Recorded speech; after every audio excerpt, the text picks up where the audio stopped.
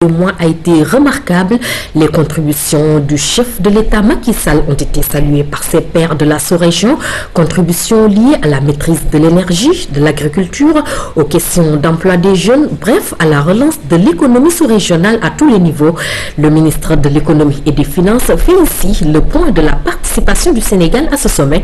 Nous écoutons Amadou Kane au micro de nos envoyés spéciaux.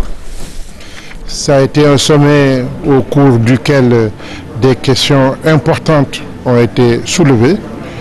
Il a été en particulier question de l'avenir, la vision prospective de notre union à l'horizon 2020 et avec les défis qui vont être les nôtres à cette période.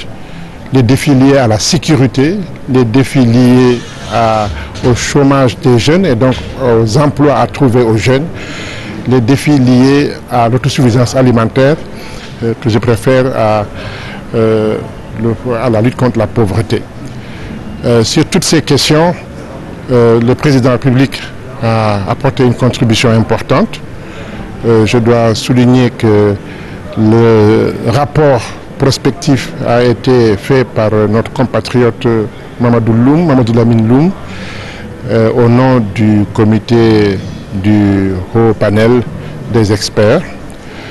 Sur la question liée en particulier à l'énergie, le président de la République a insisté sur la nécessité de la maîtrise de ce secteur si nous voulons nous développer. Il n'est pas possible d'amorcer, d'impulser et d'entretenir une croissance forte et durable sans une maîtrise de l'énergie.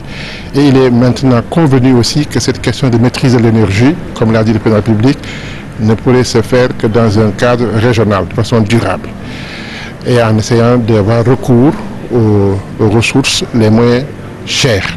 On ne peut pas se développer avec un kilowattheure fabriqué à partir du diesel ou à partir du fioul.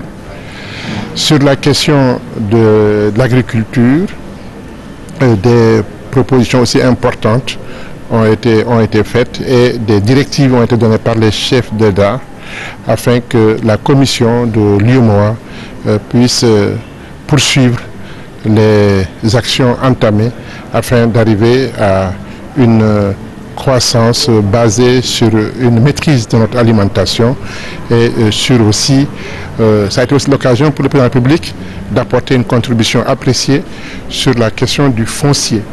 Et l'importance de ce foncier a été reconnue par tous les chefs d'État avec les spécificités qui peuvent être celles des pays en fonction de leur culture, de leur civilisation, de leur tradition. Mais il reste que la maîtrise du foncier est fondamentale également pour arriver à un développement équilibré et durable de l'agriculture dans nos pays si nous voulons arriver à produire suffisamment et dans des conditions optimales.